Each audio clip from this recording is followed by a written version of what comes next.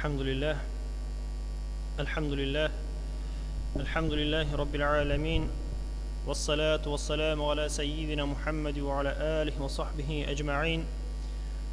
Barcha maqtovlarimiz bizlarni yuqambar qilib tarbiyalab turgan va barcha alamlarning Robbisi bo'lgan Alloh subhanahu va taolaga bo'lsa edi. Va ko'ngil turlarimizdan chiqqan salovat shariflarimiz oxir payg'ambarimiz, suyukli payg'ambarimiz Muhammad Mustafa sallallohu alayhi va sallamga va uning oila ahillarına va sahabalarına borib irishsa edi. Assalomu alaykum va rahmatullohi va barakatuhu muhtaram aziz qarindoshlarim. Alloh taala bizlarning ikki jumg'a orasida bandashilik bilan bilib bilmay qolgan ulug' va kichik gunohlarimizni yorliqab endi Alloh rizoligi uchun deb Alloh taala qabul etsin, Alloh taala bizdan rozi bo'lsin deb qilgan izgi amallarimizni, amal ibodatlarimizni dursab qabul etsin. Bugun muhtaram jamoat inshaalloh shistaronu masalasin qarab ketarmiz.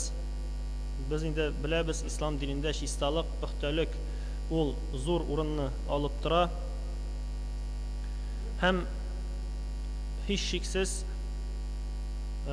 kishining salomatligini saqlar uchun ham jamiyatda turli shirlarning taraluvuna qarshi turur uchun eng kerakli ham eng muhim choralarning birisi bo'lib tura shistalikni saqlav, shista yuru.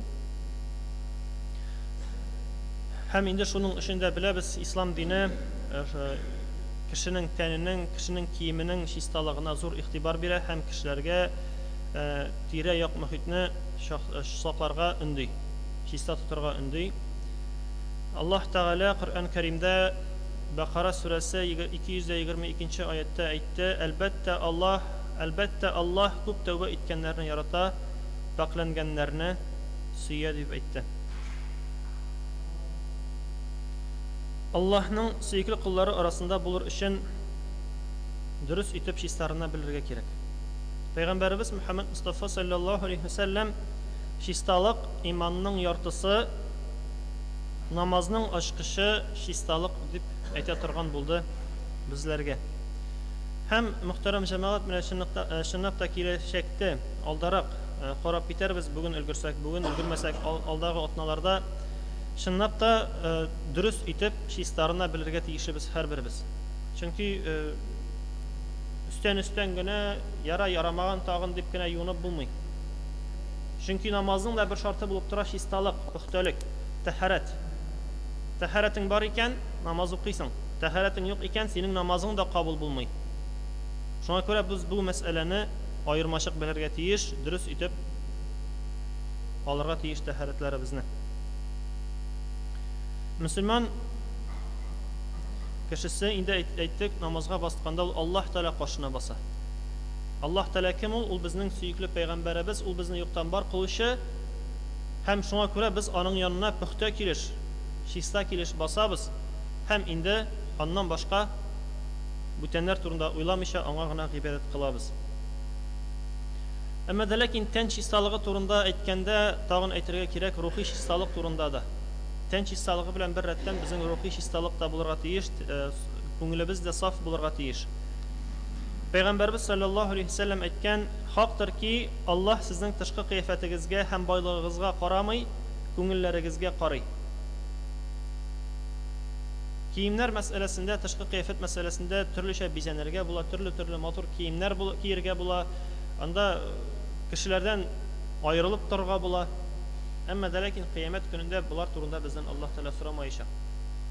Sizda yo'q endi bu anglatmay nashar etib kiyinib bersang da bular pishranib bersang bular deganni anglatmay, ammo lekin ruhiy shistalikqa da e'tibor berga kerak ekanligini anglatadi. Bilegiz, kishi tanida bir kichkinagina it kesagi bor. Agar u toza bo'lsa, butun tan toza sov bo'lar. Agarda u shirli bo'lsa, butun tan shirli bo'lar. Haqdirki, bu yurakdir. Bu hadisni eshitganimiz bor, ko'plarimizning eshitgani bor, ham keng taralgan hadislardan. Shunniqda agarda kishining qalbi, yuragi qora bo'lsa, pishroq bo'lsa, u kishidan endi pishroqlikdan boshqa bir narsada kelmaydi.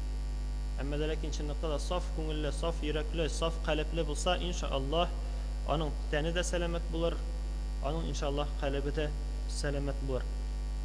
Mu'min kishi гөнаһ кылганда аның йөрәгендә кара тап хасил була. Әгәр ул моны аңлап тиз генә тәүбә итсә, Аллаһ Тәгаләдән гафу сораса һәм гөнаһына кире әйләнеп кайтмаса, йөрәге элеккеге чиста хәленә кайтыр, чөнки тәүбәсе белән кара тапны сөртеп алыр. Әгәр моны эшләмәсә һәм гөнаһ кылуны дәвам итсә, кара таплар йөрәген тулысы белән каплар. Моны инде безнең әйтсәк, ак кагазгә каләм белән язганнан соң, әгәр дә дөрес итеп язмасак, нишлибез әле? Хата китсә, хатаны сөртеп атабыз. Һәм яңадан язып китәбез. Монда да без хата эшләдек, гөнаһ кылдык, йөрәккә бер кирәкмәгән нәрсә тап язылды дип әйтик, кирәкмәгән тап төште.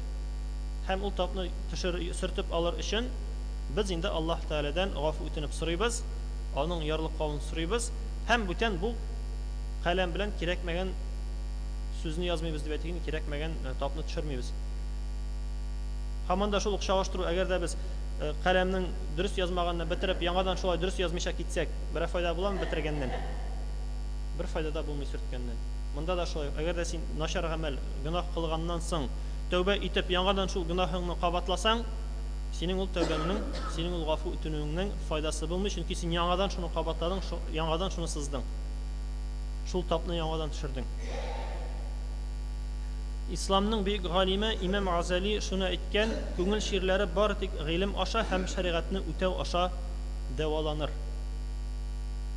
Әйттек инде, дәвалау, чистарту, тәртипкә салу дип әйтик инде икенче төрле әйткәндә, гыйлем һәм инде шәригатьне үтәү. Инде Аллаһ Тәгалә дә безгә күп төрле бүләкләр ясый, ул гөнаһларны гафу итү буенча. Намаз укысаң да Аллаһ Тәгалә әйтә, гөнаһларыгызны кичерәм. Мәчеткә килгәндә һәрбер адым саен гөнаһларыгызны гафу итәм һәм һәрбер адым саен иншаллаһ әҗр савап язып барам дип Аллаһ Тәгалә безгә вәгъдә итә. Шулай бит. Рамазан айларында ураза тотканнан соң гөнаһларны гафу итәм. Хаҗ кылып кайтсаң, кабул булган хаҗлар булса, иншаллаһ гөнаһларны гафу итәм. Кемдер ислам кабул итсә, тәүбә итсә, гөнаһларны гафу итәм. Һәм мондый шаралар, мондый күренешләр безнең күп. Аллаһ Тәгалә безгә, әлхәмдүлилләһ, күп төрле мөмкинлекләр биргән. Безгә шушы мөмкинлекләрдән файдаланырга кирәк һәрберебезгә. Ә инде кире әйләнеп кайтсак, тән чисталыгына, тән пөхтәлегенә, без тәнне ничек итеп чистартабыз, ничек итеп юабыз, һәм беләбез инде бу киң таралган күренеш, ул да булса су. Су белән тәнебезне чистартабыз, су белән тәһарәтләнәбез, һәм гусөлләребезне алабыз. Һәм суның төрләренә дә әзрәк тукталып китик. Нинди төрләр бар соң, суларның нинди төрләре бар? Фикх күзлегеннән караганда, ислам шәригатының кануннары, законнары күзлегеннән караганда су ике төрле була. Беренчесе мутлак су. Бу инде табигатьтәге сулар. Берни белән дә катнашмаган яңгыр суы, эрегән кар суы, елга, күл, диңгез сулары, шишмә һәм кое сулары. Мукаят чиста, ләкин чистартмый торган. Үзе былай караганда ул чиста. Әмма дә ләкин чистартмый торган дигәндә инде тәһарәт алырга, юынырга яраклы булмаган су. Мәсәлән, карбыз, виноград суы, бер төрле чиста нәрсә. Мәсәлән, сөт, чәй, кахва катнашкан су. Бу инде мукаят су белән, бу су мукаят дип атала, ягъни үзе чиста да булса да чистартмый торган сулар, һәм моның белән инде тәһарәт тә алырга ярамый, гусул да кыйнырга ярамый бу сулар белән. Мутлак су үзе 5 төрле булырга мөмкин. Чиста һәм чистартучы. Чиста һәм чистартада. Әйтик, тәһарәт алырга инде бу су яраклы. Төсе, тәме, исе үзгәрмәгән һәм элек юыну өчен кулланылмаган су. Мондый су гусул алыр өчен дә, тәһарәт алыр өчен дә яраклы. Шулай ук бу суны эчәргә дә яки аш пешергәндә кулланырга да рөхсәт ителә. Инде алдарак тагын бер кайтып кабатларбыз һәм монда да инде басым ясап китәм, шушыны әйткәндә, юынырга кулланылмаган. Әгәр дә тәһарәт алганнан соң яңадан ул тәһарәт алган су белән инде юынырга ярамый. Әйтик, анда тазга дип әйтик, инде берәр савытка җыеп барып, шул суны яңадан инде аның белән юыну рөхсәт ителми. Чиста һәм чистартучы ләкин кулланылуы хупланмаган су. Әгәр дә чиста су булганда, беренчесе, менә бу беренче өлешне әйткән су булган очракта, бу су белән юынмауың хәерлерәк инде. Бу инде аз күләмдәге су, аннан соң бу аз күләмдәге су, аннан йорт хайваннары эттән кала. Йорт хайваннары эт ичсә инде рөхсәт ителми, ул пычрак суга әйләнә. Һәм йорт кошлары, мәсәлән, мәчеләр, тавыклар ичкән булырга мөмкин, яисә йырткыч кошлар, мәсәлән, мәсәлән, лачын, каршыга, бүтән чиста су булганда, мондый суны әйткәнебезчә тәһарәт яки гусул алырга куллану мәкрух санала. Ә инде башка сулар булмаса, бүтән төрле суың булмаса, бу очракта инде кулланырга мөмкин. Бу очракта мәкрух саналмый. Әйткәнебезчә шарт булып тора чиста су табу. Чиста су таба алмыйсың икән, бу очракта бер каршылыксыз ярый. Әмма дә ләкин чиста су була торып, бу су белән юыну ул мәкрух, ягъни бик яхшы булмаган күренеш.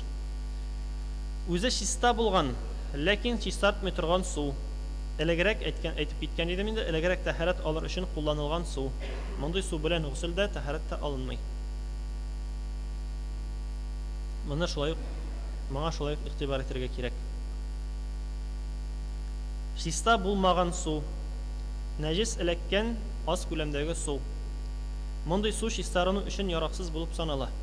Әйтгәндә 5 литрлы су дип әйтгәндә чилеккә нәҗисләкте икән, ул су белән инде тәһарәт алу рөхсәт ителми.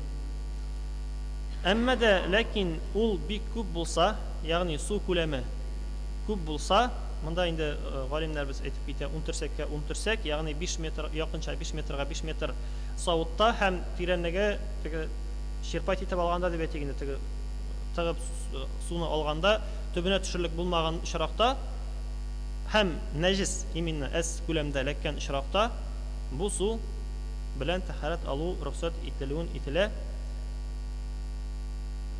Әмма дә ләкин бер шарт бар, бу суның үзенчәлеге үзгәрмәскә тиеш. Ягъни төсе, тәме, исе үзгәргән булырга тиеш түгел. Әгәр дә шушындый күләмдә су булуга карамастан, нәҗис дигәннән соң анда ис килә башласа, яки төсе үзгәрсә, яки анда башка төрле үзенчәлекләре үзгәрсә, бу очракта инде бу су белән дә тәһарәт алырга ярамый. Шикле су, ишәк яки кашыр ичкән су. Мондый су нәҗистән арыныр өчен яраклы, ләкин бүтән су булганда аның белән тәһарәт алынмый. Әмма бүтән чиста су булмаганда аның белән тәһарәт алына, ә соңыннан тәяммум кылына. Чөнки мондый суның чисталыгы шөбһәле. Алдарак карап киткән бер төрле ансында мәкрух кына дидек. Бүтән төрле су булмаганда, чиста су булмаганда юынырга ярый һәм юындың, шуның белән бетте, тәмам. Әмма дә ләкин бу очракта бүтән төрле су булмаганда юынырга ярый, әмма дә ләкин юынганнан соң син барыбер дә нишәргә тиеш, тәяммум алырга тиеш. Ягъни туфрак белән, тузан белән тәяммум кылырга тиеш. Истинҗа.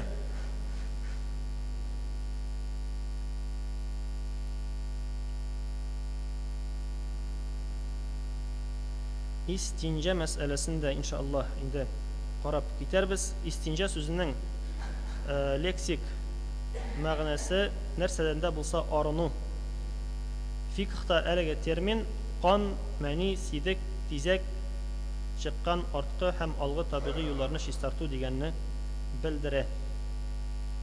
Әбу Ханифа мәзһәбе буенча чыккан нәҗис бары тик табигый чыгыш юлын гына пычраткан очракта кемдер истинчәсез намаз кылса, аның гамәле кабул ителерлек, ләкин мәкрух була.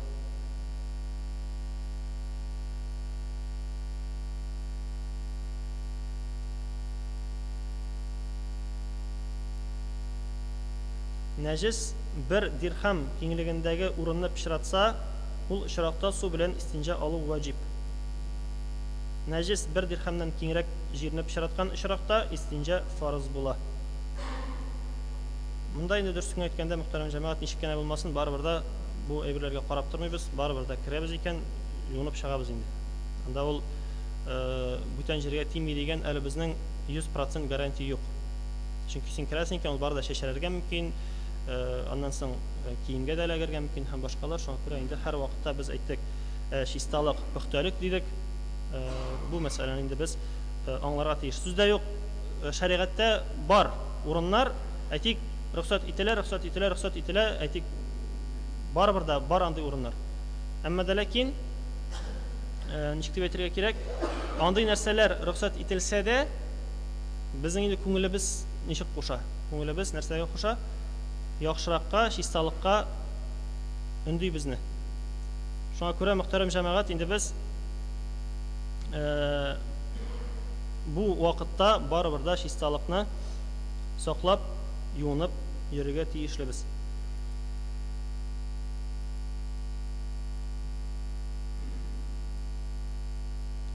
Гомумән, кем генә булмасын, ират булсынмы, хатын кыз булсынмы, инде әйбәтләп, карап, чистарынып, пөхтә булып йөрергә тиеш.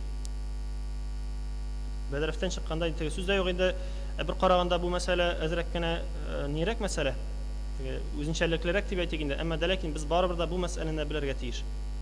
Әйткәнебезчә, чисталык, пөхтәлек намазның бер шарты булып тора. Әгәр дә син ул шартны үтәмәсәң, ул вакытта намазың кабул булмый. Шуңа күрә белергә тиешлебез һәрберебез. Һәм истинҗа кылуның кагыйдәләренә тукталып китсәк, истинҗа су белән алына, су булмаганда берәр каты әйбер белән безнең бүгенге көндә бәдрәф кагазлары бар, яфраклар, таш һәм башкалар белән инде сөртергә була. Моның өчен сөякләрне, известне, таш күмерне, кипкән хайван тизәген, тукыма кисәген, мамыкны, язу кагазларын куллану мәкрух санала. Ягъни булар инде хупланылмый. Буларын куллану хупланылмый. Бүгенге көндә инде бу шарт күбрәк кайсы чаракта кагыла. Әгәр дә берәр кайсы сәфәргә чыгып, әйтик анда урманга чыгып булсын, монда природага, табигатькә чыгып, инде су алырга уткан булсак, кагазлар алырга уткан булсак, бу чаракта инде бит нишләргә? Син бит инде йомышны үтәмичә йөри алмыйсың. Түзеп йөрү ансы тагын ярамый, рөхсәт ителми. Шуңа күрә инде син барыбер үтәдең икән, барыбер чистарынырга тиеш, чиста булырга тиеш. Шуңа күрә инде менә бу чаракта инде бу хәлдән чыгу юллары күрсәтелә. Гомумән әйткәндә, тагын бер кат искә төшерәм, ислам дине шундый дин, анда һәрбер очрактан чыгу юллары күрсәтелә инде. Аны Аллаһ Тәгалә күрсәтмичә калдырган дигән сүз юк дисәк тә була. Ни өчен дигәндә, чөнки әгәр дә Коръәндә язылмаса, кайда әйтелгән була? Пәйгамбәребезнең хәдисләрендә әйтелгән була. Ул Коръәндә дә язылмаган дигән сүз түгел. Бары тик аның мәгънәсе яшерен мәгънә йөрткән була. Без бер күзлектән генә, безнең күзлектән генә караганда, без аны аңлап бетермәскә мөмкинбез. Инде Коръәнне ачыклаучы, Коръәнне аңлатучы, ул безнең иң беренче аңлатучыбыз Пәйгамбәребез Мөхәммәд Мустафа саллаллаху алейхи ва саллям. Яфрак, таш кебек әйберләрне истинҗа өчен куллану сөннәт саналса да, су кулланылу яхшырак. Бу инде медицина күзлегеннән караганда һәм күпкә файдалырак. Иң яхшысы бер үк вакытта каты әйберләрне дә, суны да куллану. Ягъни элек нәҗесне туалет кагазы белән сөртеп аласың, аннары инде урынны су белән юасың. Бу инде әзрәк кенә әдәп дип әйтик, әзрәк кенә дөресрәк булган методларны безгә аңлаталар.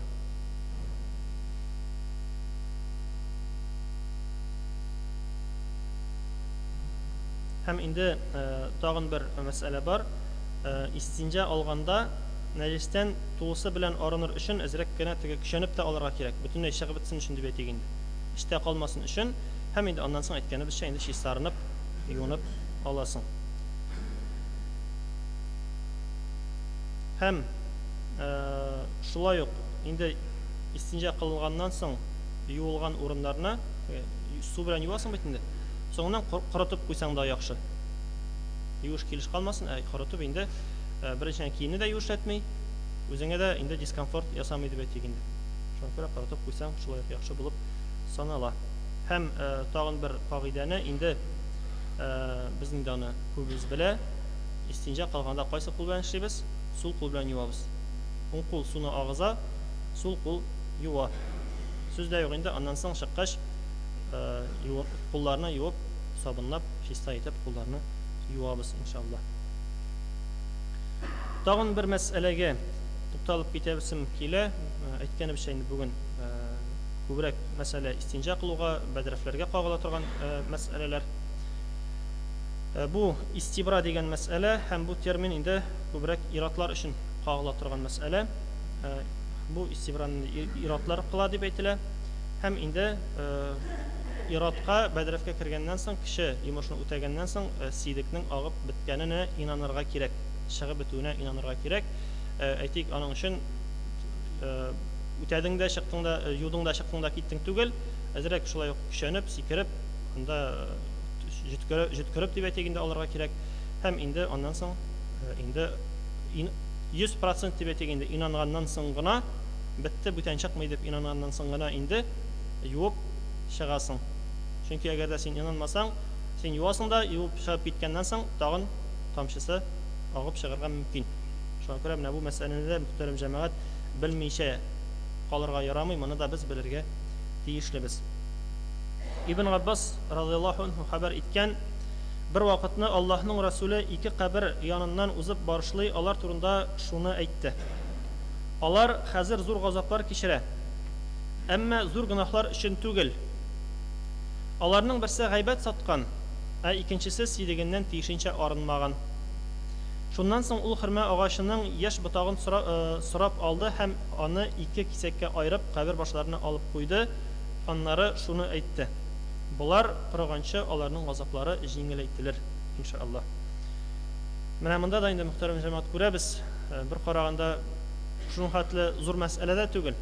Әмма дә ләкин кызганычка каршы бүгенге көндә күпләребез инде бу мәсьәләгә көлеп кенә карый дисәк тә ялгыш булмас. Берсе турында ишетте икән, ул юып йөри икән, эй, әнә камган күтәреп йөрүче, әнә камган белән юучы яки башка төрле шундый көлгән сүзләрне ишетергә туры килергә мөмкин. Бу бигрәк тә әле 2000 елның башларында күп ишетелә иде мондай көлүләр. Әле бүгенге көндә Аллаһка шөкер кимәде инде. Кешеләр ияләнә башлады. Син намаз укыйсыңмы, син намаз укымыйсыңмы? Гыйбадат кыласыңмы, гыйбадат кылмыйсыңмы? Син һәр вакытта чиста йөрергә тиеш. Һәр вакытта син чиста, пак, пөхтә булырга тиешлесең. Намаз укыган вакытта гына түгел. Әгәр дә нәҗис киемең эләкте икән, моны инде иншаллах киләчәктә карап китәрбез. Нәҗис киемең эләкте икән, син аны юасың. Син аны чистартасың, ул кием белән намаз укымыйсың. Мөселманнарга, мөселманнарга хас сыйфат түгел пишрак кием белән йөрү. Ул сүздә юк инде эш киемнәре анысы икенче мәсьәлә. Әйтик анда тузанга баткан, әзрәк тузанланган, әзрәк саз ләккән дип әйтик инде. Алар аның нәҗис түгел. Монда сүз бара нәҗис турында. Әмма дә ләкин инде пөхтәлеккә, сафлыкка кагылганда, ансында әйтеп китәсе килә инде алга китеп, барыбер дә әгәр дә синең алмашка чиста, тузанга батмаган, туфракка батмаган дип әйтик инде, чиста киемең була икән, ул вакытта киемеңә барыбер нишлисең? Алыштырасың. Әмма дә ләкин әйтик син берәр кая, безнеңчә әйткәндә шабашкага дип әйткәндә берәр кая эшкә киттең, алмашка кием аларга оныттың. Ул киемең нәҗистән саф, синең нәҗисләкмәгән, чиста кием, әмма дә ләкин эшләгән вакытта әйтик пена ләкте, анда тузан ләкте, анда яки пишрак ләкте, булар нәҗистән шутланылмый, бу кием белән инде намаз уку рөхсәт ителә. Әмма дә ләкин барыбер дә нәрсә яхшырак, инде үзеңә андый вакытта алмашка кием алып бару яхшырак, күңеллерәк. Чөнки намаз укыганда, гыйбадат кылганда без кая басабыз, әйттек инде искә алып китәм тагын бер кат. Аллаһ Тәгалә кашына басабыз, безнең Раббыбыз кашына басабыз.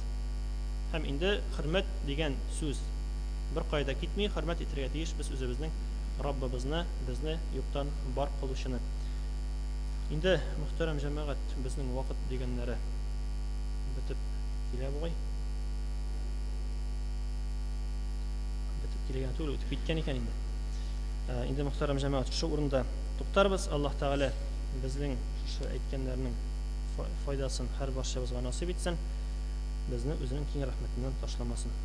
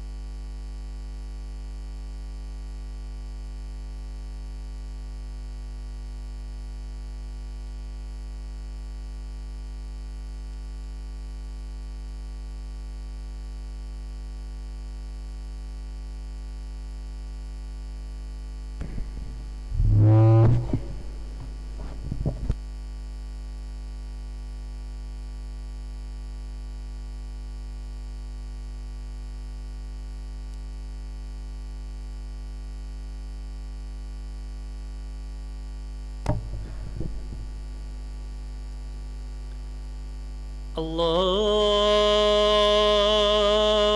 أكبر الله أكبر الله أكبر الله أكبر. أشهد أن لا إله إلا الله. أشهد أن لا إله إلا الله. أشهد أن محمدا رسول الله. أشهد أن محمدا رسول الله. حي على الصلاة. حي على الصلاة. حي على الفلاح. حي على الفلاح. الله أكبر الله أكبر. لا إله إلا الله.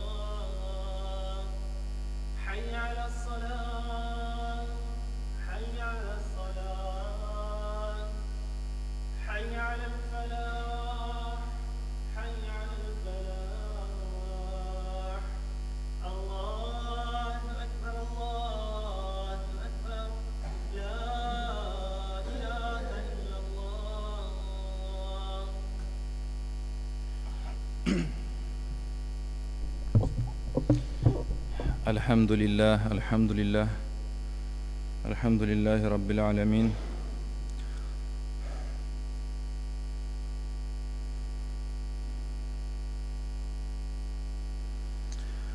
الذي خلق الإنسان من صلصال كالفخار وخلق الجان من مارج من نار أشهد أن لا إله إلا الله وأشهد أن محمدا عبده ورسوله.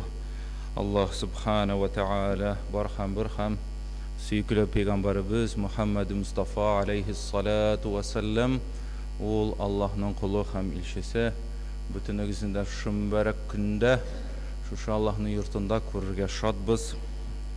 Elhamdülillah.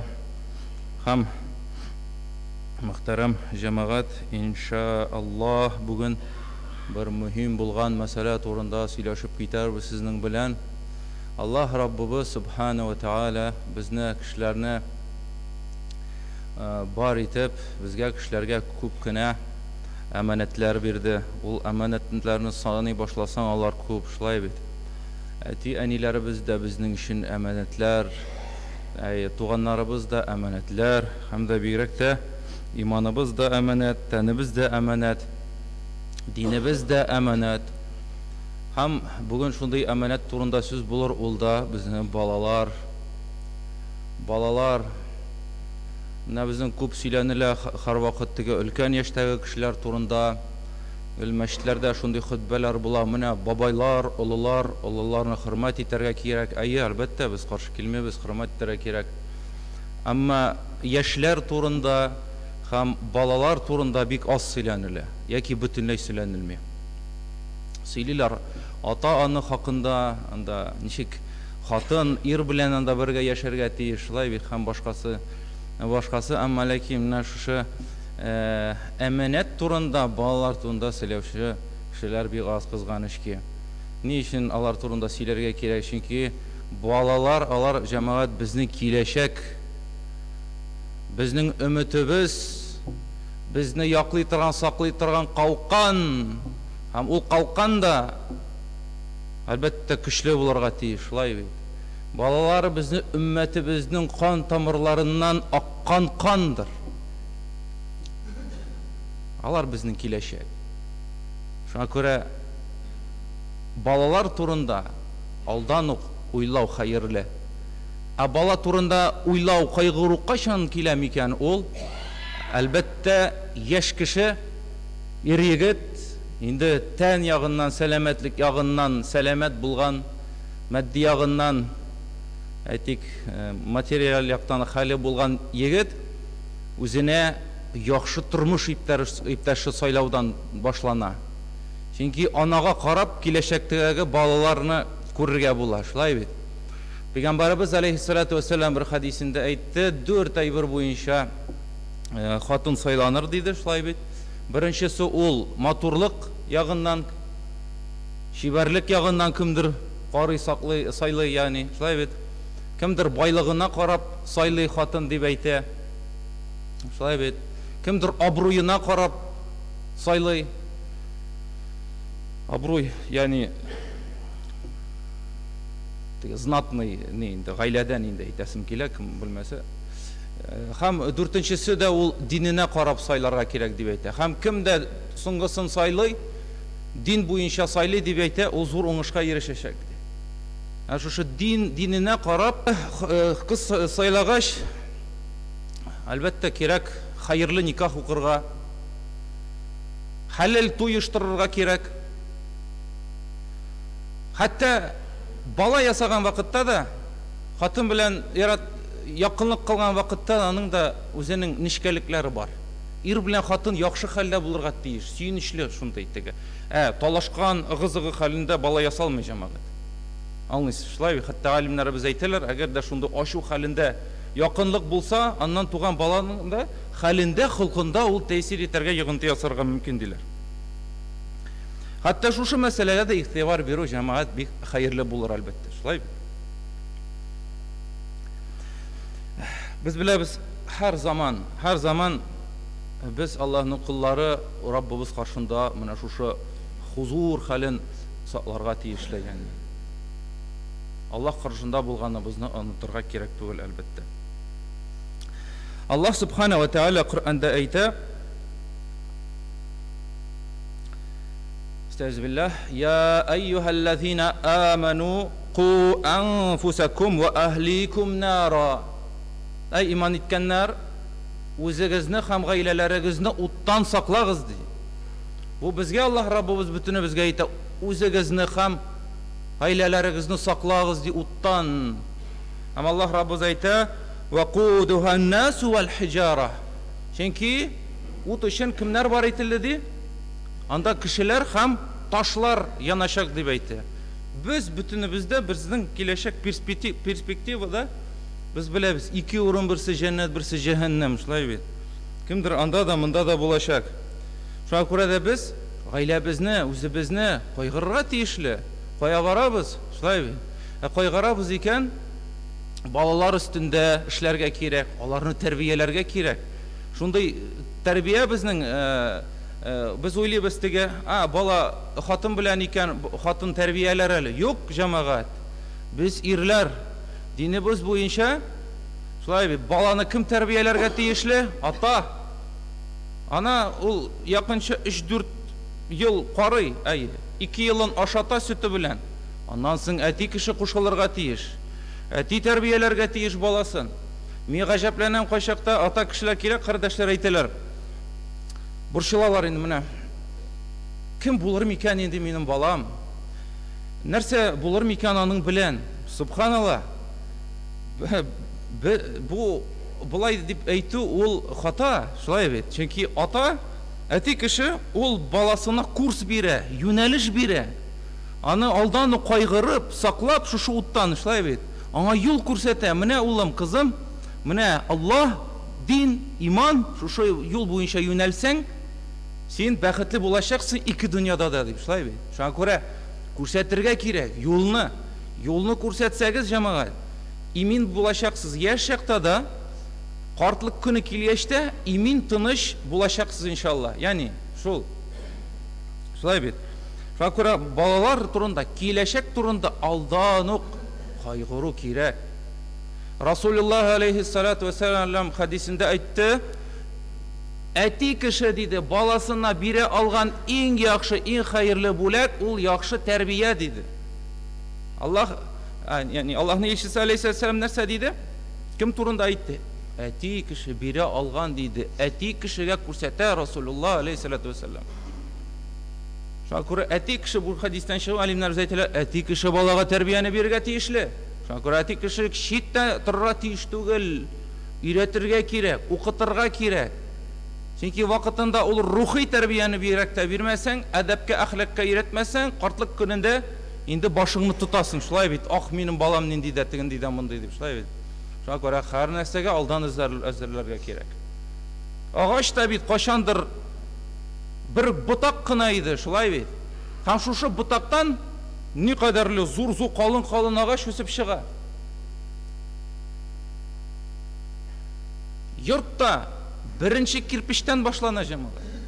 Шуңа күрә дә ул кирпечләрне салып нитеп, ягъни бала мәсьәләсендә әйтәм, шулай бит. Зур кеше тәрбияләргә кирәк. Менә беләсезме, нәрсә белән аерыла әти тәрбиясе һәм әни тәрбиясе? Аерыла. Нәрсәсе белән аерыла? Әти кеше баланы тәрбияләгән вакытта ул шәхес тәрбияли. Шәхес. Ул баласына карый, киләчәктәге зур перспектива күрә. Минем балам шундый яхшы кеше булачак, бөек кеше булачак, галим булачак дип тәрбияли, шулай бит. Хатын кыз тәрбияли, аларның табигате шундый, алар үзләре өчен тәрбияли баланы. Үзләре өчен күбрәк. Шуңа күрә баланы әни генә тәрбияләгән вакытта, ул вакытта әллә кая китеп булмас, шулай бит. Чөнки ана ул баласын, улым, бутыр, нитмә, тыныч кына бул, ни генә бул. Ата кеше ул алга карый, киләчәккә карый. Чөнки бу дөнья, киләчәк, динебезнең киләчәге, өммәтнең киләчәге ирләр кулында, шулай бит. Хатын кызлар безгә булышалар булышты әлбәттә. Менә шул, җәмәгать, уйланыгыз, фикерләрегез бу мәсьәлә турында. Балалар ул аңлашыла. Бала яңа дөньяга килә, ул уенчык кебек. Ул тәмле, татлы, үсү киләсен шулай бит. Әмма аңардан да бер кеше үсәчәк киләчәктә. Бала ул чипчиста кәгазь бите кебек бу дөньяга килә. Һәм ата-ана ул кәгазьне эшли, тутыра. Һәм тутыра әлбәттә я яхшылык белән, я начарлык белән тутыра. Аннан соң инде үпкәләрлек булмый, шулай бит. Башакта кибеткә керәсең, карыйсың, менә күптән түгел генә бу көннәрдә генә бер хәл булды. Кибеткә кергән идем, бер ана баласы белән, баласына бер 3-4 яшь инде, 3 түгел инде, бер 4 яшь чамасыды. Кичкенә кәрҗин, нәрсә, тележка төртеп бара. Шул тележкасына тутырган пиво, сыра тутырган. Менә шул мескен бала шушы сабый чактан ук шуны күреп үсә, беләсезме? Әти-әнисе күрәмсез моны эчә тегендә өйдә. Шунда бала йөри. Әлбәттә үзләрен начар тоталар, ызгышалар, талашалар, сугышалар, сүгенәләр. Менә ул баладан нинди киләчәк көтә, шулай бит. Әлхәмдүлиллаһ, Аллаһ субхана ва тааля безгә исламны бирде. Аллаһка шөкер. Шулай бит. Кутулу юлы, чын мәгънәдә, кутулу юлы, юл, әлхәмдүлиллаһ. Бүтән кеше дә әле шушы юлда түгел. Һәм Аллаһ субхана ва тааля безгә биргән икән шушы мөмкинчелекне. Җәмәгать иманда булырга кирәк. Ныгыттырып тотынырга кирәк. Аллаһ Раббыбыз Коръәндә шулай диде безгә. Вa'тасибу бихаблиллаһи җами'ан ва ла тафаррaqu. Аллаһның хабленә, нинди мәгънә килә инде? Коръәнгә, сөннәткә ныгыттырып ябышыгыз дип әйтә. Тотыныгыз дип әйтә. Аллаһның әмере бу. Шуңа күрә бу мәсьәләләргә битараф булырга кирәк түгел. Әманәт җәмәгать. Менә бер көнне Аллаһ Раббыбыз каршына килеп басырбыз. Сорар ул бездән. Бала хакында, балалар хакында. Әле анда хаклар әле безнең бик күп, шулай бит. Нәрсә дип җавап бирербез? Шуңа күрә яшьләргә, гомумән, балаларга игътибар бирергә кирәк бүгенге көндә. Чөнки без күрәбез, яшьләр белән бик эш алып барылмый, шулай бит. Менә әлхәмдүлиллаһ, менә шушы бер атна ярым эчендә, җәмәгать, менә бу минем өчен сөенеч, әлхәмдүлиллаһ. Бу атна ярым эчендә 4-5 яшь кеше намазга килделәр. Менә намазга димендә, намазга бастылар, әлхәмдүлиллаһ. Аллаһка шөкер. Бу сөенечме? Сөенеч, бу мин белгәне генә. Әле арагызда шыпырт кына йөрисездер әле. Беренче килгән, икенче килгән кардәшләр дә бардыр, әйбит. Бу бит әйбәт. Менә ул яшьләр килделәр. Үзләре хәзер үзгәрәләр. Аннан соң иншалла аларга карап хатыннары да үзгәрер, шулай бит. Аларга карап иншалла балалары да үзгәрер. Аларга карап туганнары да үзгәрер, беләсезме? Менә бер кешедән башлана нәрсә? Кешеләр, Аллаһ Раббыбыз һидаят бирә шулай, әлхәмдүлиллаһ. Бу мәсьәлә безне сөендерә. Шуңа күрә дә менә бу әйберләрне бөтенсендә әлбәттә яшьләргә юнәлә бу мәсьәлә. Шулай бит, яшьләргә әйтәм, кайгырыгыз, ягъни балалар турында, киләчәк турында, иман турында кайгырырга кирәк, шулай бит. Чөнки алар киләчәк. Шулай бит, киләчәктә нәрсә булачак дип борчылабыз бит, мәсәлән. Мин еш кына бер кая барсам, кешеләрдән, халкыбыздан, гади кешеләрдән сорыйм. Менә уйлагыз әле, бер 50 елдан соң нәрсә булыр микән безнең белән дип. Безнең белән нәрсә булыр микән 50 елдан соң? Халкыбыз белән нәрсә булачак? Дин белән нәрсә булачак? Тел белән нәрсә булачак микән? Бу минем менә фикеремне ишетәсегез килә, мин шулай дип уйлыйм. Тел инде елдан ел онытыла ул. Ул югала бара, кызганыч ки, шулай бит. Тел бәлки 50 елдан соң, 100 елдан соң югалыр. Әмма халкыбыз иншаллах иманнан китмәс инде дип өметләнәм. Шулай уйлыйсыздыр инде бәлки, юкмы? Кемдер башкача уйлыйдыр. Менә дин мәсьәләсеннән иншаллах хәзер күбәйгәннән күбәя бара мөэминнәр, шулай бит. Әмма кайбер мәсьәләләрдә кызганыч ки инде менә шундый артка таба шигенүләр бар, шулай бит. Һәм тагын нәрсәне әйтергә телим мин. Еш кына тәрбия мәсьәләсендә чынлыкта күбебез әйтик инде менә камил рәвештә тәрбия алмаганбыз. Безне төрле гомумән диндә үсмәдек бит инде, шулай бит. Шуңа күрә акрын гына без дә иманга киләбез, дингә таба юнәләбез. Шуңа күрә дә, мөхтәрәм җәмәгать, иң мөһиме әлбәттә әтиләргә, әниләргә шулай ук гыйлем алу кирәк. Гыйлем алу, гыйлемгә омтылу кирәк. Чөнки әти кеше ул шулай ук гаиләнең, үзенең гаиләсенең имамы, галиме булырга тиешле. Шулай бит. Расулуллаһ алейһиссалату вассалам әйтте: "Куллукум ра". Бөтенегез дә сездә көтүчеләр, бөтенегез дә көтүчеләр дип әйтте. Имам да ул көтүче, үзенең әһелләре өчен көтүче дип әйтә. Раҗул да, ир кеше дә көтүче дип әйтте. Хатын кыз да иренең өендә көтүче дип әйтте. Ул да җаваплы. Яни бөтенегез дә көтүчеләр һәм үзегезнең көтүләрегез өчен сез җаваплы дип әйтә. Менә шул. Шуңа күрә дә бу җаваплылыкны, мөхтәрәм җәмәгать, сизергә кирәк, аңларга кирәк. Шулай бит. Бу дөнья белән генә яшәп булмый. Менә әйтәм бит, менә киләчәк турында, киләчәктәге хәлләр турында да шулай ук бераз борчылу кирәктер. Шулай бит. Мәсәлән, Ибраһим алейһиссаламның дуасын хәтерләгез. Шулай бит, Коръәндә бар ул дуасы килә, кыска гына: Рабби хабли минас салихин. Я Рабби, миңа яхшы, хәерле нәрсә ди?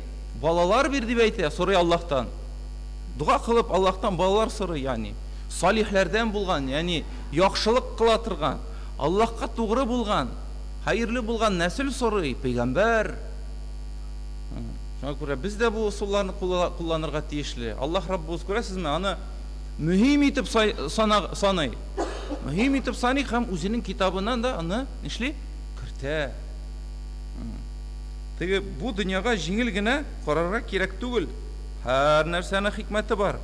Һәр нәрсәнең бер әмәле бар, шулай бит. Һәм тамамлап та бер шундый кыйса сөйлисе килә. Бер хәл ул китапларда тасвирлана. Мин аны сезгә вакытында сөйләгәнем бар, әмма монда яңа кешеләр бар, иншалла, аларга да бер файда булыр, сез дә искә төшерерсез. Менә шушы яхшы, хәерле тәрбия мәсьәләсендә, шулай бит. Вакытында бер җирлектә яшәгән булар кешеләр, шулай, шунда бер авыл була. Авылда кешеләр яшиләр, шулай бит. Һәм була бер гаилә. Ул гаиләдә бик күп балалар була, 10-га якын бала. Шундай авыр хәлдә, мохтаҗ хәлдә яшиләр. Һәм иң олы балалары аларның ул гына эшли торган була. Ул гына эшли торган була, өйгә мал алып кайта, ашата, әниләрен, сеңелкәшләрен, әтисе аның булмый, әнисе генә исән була. Һәм бер заман ул да эшен югалта. Һәм бик нык борчыла. Хәзер бит күпме тамак бар, бөтенесен дә ашатырга кирәк. Һәм борчыла, ничек кенә эш табыйм икәнсен дип аптырап йөри, китә базарга. Базарда йөри, эш эзли, эш юк. Һәм бер заман ул бер иптәшен очрата. Иптәше сорый: "Кардәшем, ни хәл белән йөрисең син? Сөйләп бир әле, ни борчый сине?" дип, бу егет аңлатып бирә һәр мәсьәләне. Һәм бу аның дусты аңа бер киңәш бирә. Мин дә сиңа бер киңәш бирәм, шушы киңәшемне тыңла. Син ди шул эш белән шөгыльлән. Яни әтиң ни белән шөгыльләнгән иде, ни белән кәсеп иткән иде, шул эш белән дә син дә шөгыльлән. Ул гадәти тормышта да шулай була бит, шулай бит. Мәсәлән, әтисе шофер булса, баласы да шофер була, шулай бит, мәсәлән. Әтисе инженер булса, баласы да инженер.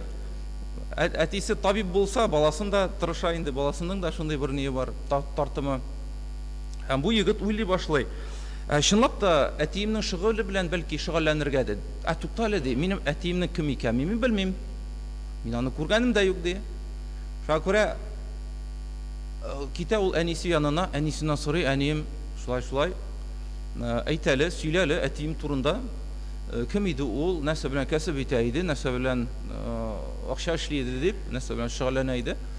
Һәм әнисенең, беләсезме, бу егет әнисенең йөзе менә алмашынганын күрә, яни нәрсәдер аны борчый. Менә шушы хәлне күреп ала ул. Әнисе әйтә инде, улым ул сәүдәгәр иде дип әйтә. Бу егет әйтә, тукта, әни, син миннән нәрсәдер яшерәсең ди. Миңа чын дөресен сөйлә, алайса китәм. Яшәр куркыта бит шулай. Китәм хәзер, дөресен сөйләмәсәң.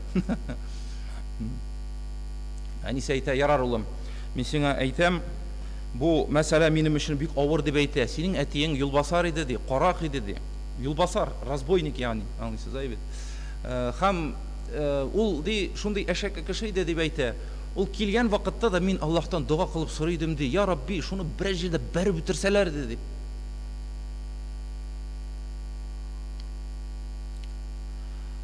Синең әтиң, яни кем иде ди? Юлбасар иде ди. Бу егет уйга бата, юлбасар. Ярар ди, барыбер дә бу эш белән шөгыльләнеп карыйм әле, бәлки ул миңа уңыш китерер дип әйтә. Таба бу егет бер лом, бер тимер таба, һәм ниятләп төнлә китә күрше авылга. Күрше авылга килә, карый бер йорт тора. Шушы йортның йозагын ватып аша, керә шунда. Бүлмәләр буенча йөри, карый, бер бүлмәдә ир белән хатын йоклап ята. Бу күрәдә әйтә, астагфирулла. Нәрсә эшлим мин ди? Нәрсә эшләп йөрим мин монда дип әйтә. Аллаһ күрә бит. Бу бит кешенең малы, мин монда килдем, хаклы түгел мин монда торырга дип әйтә. Шулай бит, китим. Китә. Янәшә бер өйгә керәм ди. Янәшә өйгә йозагын ватып керә, бүлмәгә керә, карый башлый, бер бүлмәдә шибәр генә, матур гына бер кыз йоклап ята. Ул әйтә, астагфирулла. Шайтан бит вәсвәсә кыла, шулай бит. Астагфирулла, нәрсә эшлим соң мин? Тукта ди, үзенә әйтә, тукта, чыгып кит бу өйдән. Чыгып китте. Бу егет карый, янәшә тагын бер йорт. Шунда керим инде ди. Йозакны вата, керә шунда, бер кеше дә юк, бер кешене дә тапмый. Ләкин бер бүлмәдә булган була шундай савытлар. Кызыл балчыктан элек савытлар ясаганнармы? Шул берничә савытта булган була акча, көмеш, алтын, шундый мал, байлык. Һәм бу егет әйтә, карале ди, бу малында бит хуҗасы тир түгеп, тырышып, эшләгән, тапкан. Ничек инде мин бу малны үземә алыйм дип әйтә. Ләкин мин бу байлыкны, бу малның ди закат өлешен генә ала алам, чөнки мин дип әйтә мохтаҗ. Мин ди мохтаҗ, мин аңа ди ул өлешкә генә менә хаклы дип әйтә. Һәм ул акчаны алар шулай теге бергә кушылып, алтын һәм көмеш акчалар бергә яткан булалар. Ул аны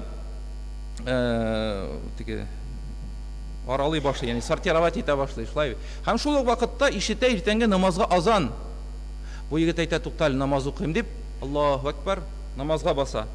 Тегендә урамнан кешеләр узып баралар. Күрәләр, ишекләр ачык йортларда. Әйтәләр, карак кергән. Нәрсә эшләргә?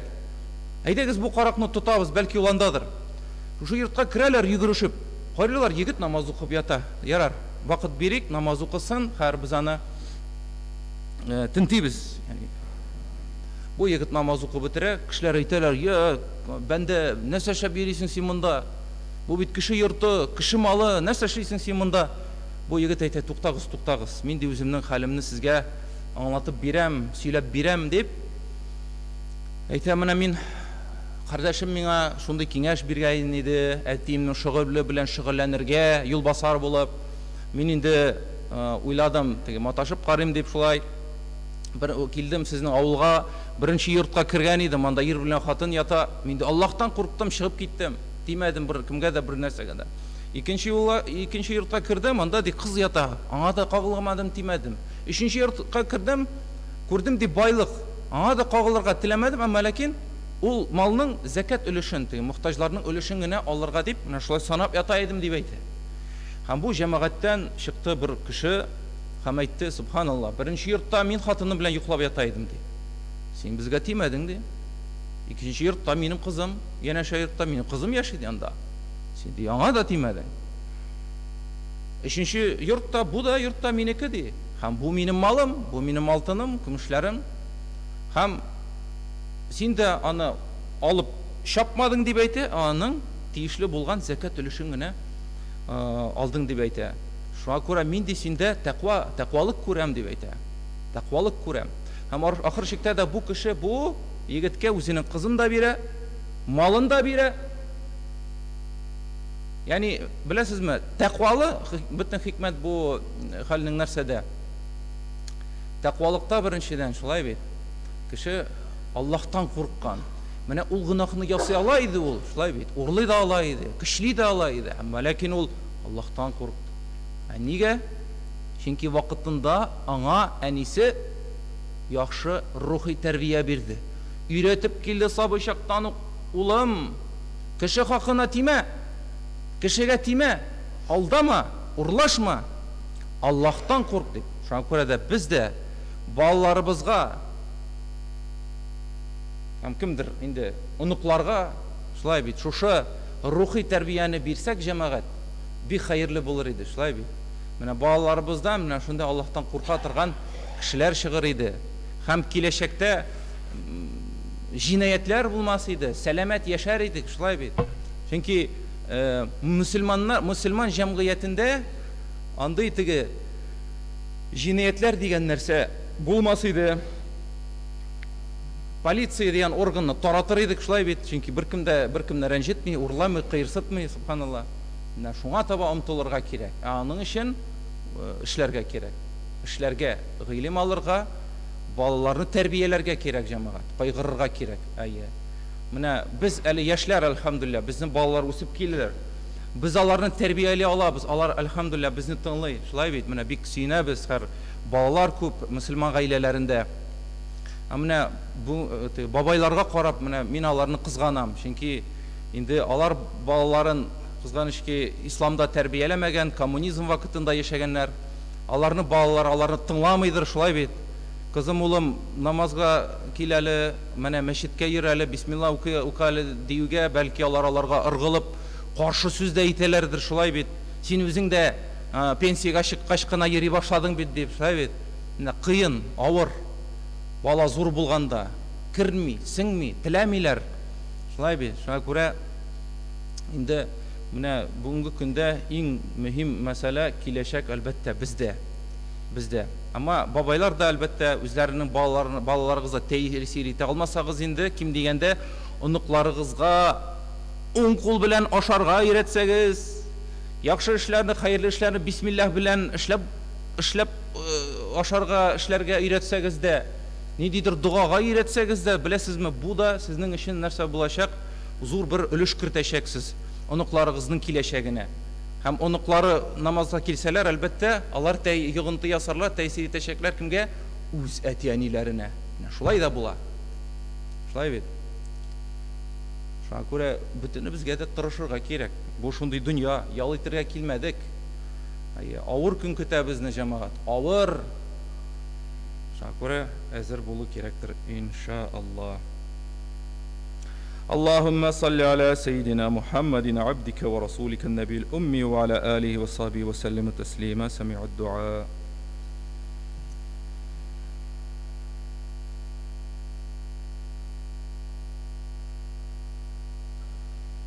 الحمد لله نحمده ونستعينه ونستغفره ونؤمن به ونتوكل عليه ونعوذ بالله من شرور أنفسنا ومن سيئات أعمالنا من يهده الله فلا مضل له ومن يضلل فلا هادي له أشهد أن لا إله إلا الله وأشهد أن محمدا عبده ورسوله أقيموا الصلاة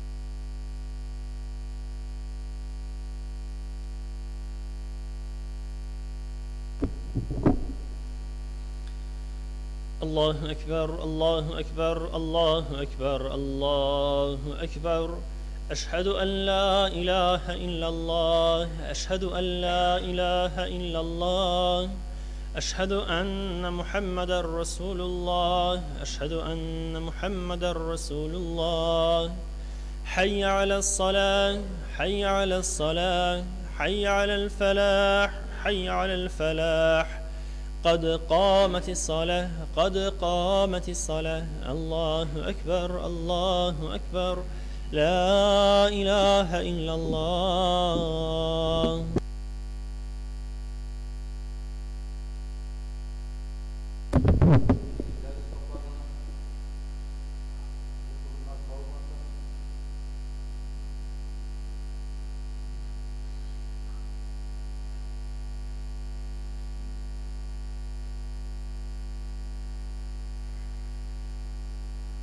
الله أكبر.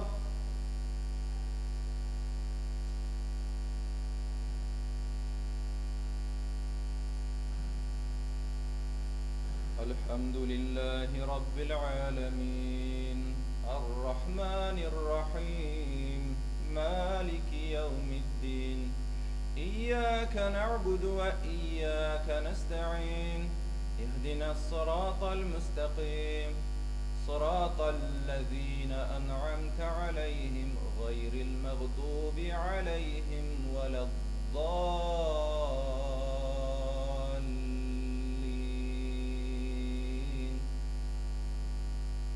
ألهاكم التكاثر حتى زرتم المقابر كلا سوف تعلمون ثم كلا سوف تعلمون كلا لو تعلمون علم اليقين لترون الجحيم ثم لترونها عين اليقين ثم لتسألن يومئذ عن النعيم. الله أكبر.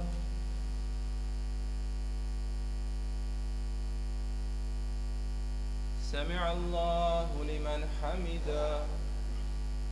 الله أكبر.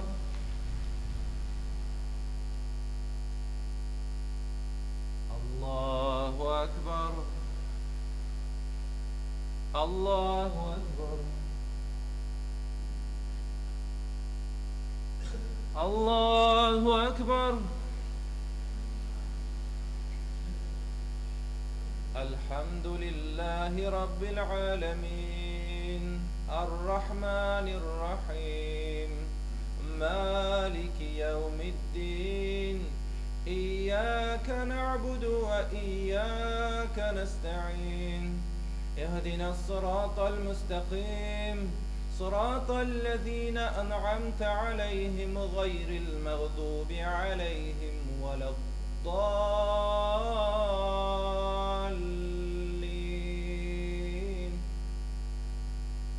قل أعوذ برب الناس ملك الناس إله الناس من شر الوسواس الخناس الذي يوسوس في صدور الناس من الجنة والناس. الله أكبر.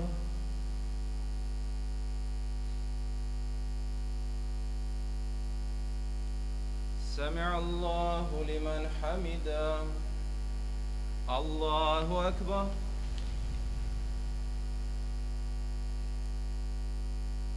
الله أكبر.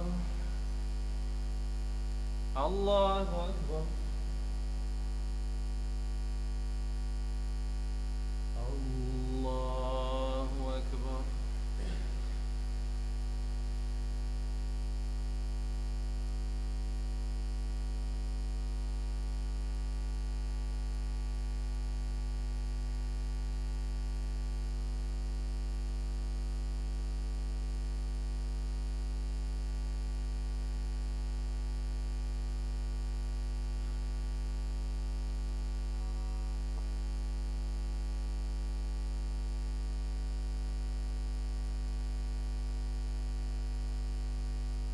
السلام عليكم ورحمة الله.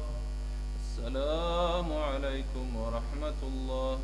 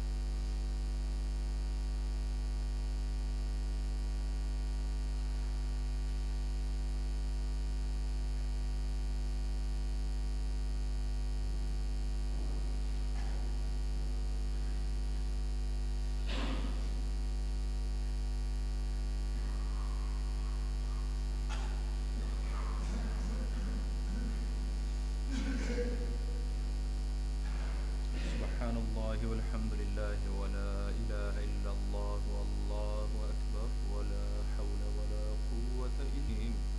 الله لا إله إلا هو الحي القيوم.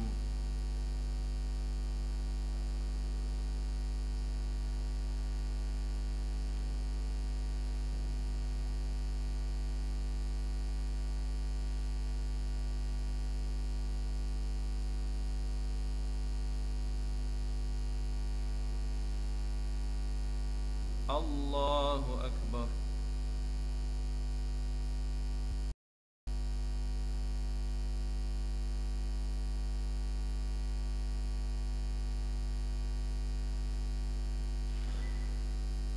لا إله إلا الله وحده لا شريك له، له الملك وله الحمد.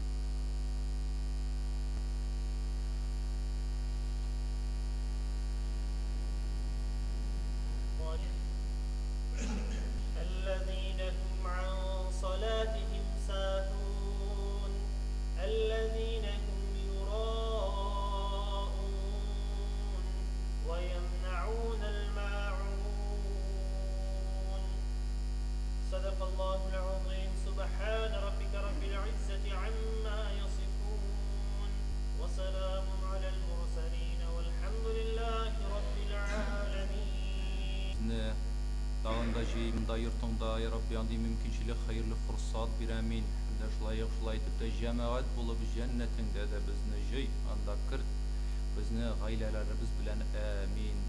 Ya Rabbi Allah'ım bizni günahlarımızı, kimşiliklerimizni ki şiryarlığa Rabbim tevbelerimizni kabul et amin. Rabbim imanlarımızı kuvvetle senin dinin için, halkımız için, ümmetimiz için faydalı ve mübarek şahıslar bulurgan Rabbim nasip eyle bütünü bizge de Rabbim amin. Allahümme salli ala seyyidina Muhammed bi rahmetike ya rahmetullah. Allah kabul etsin.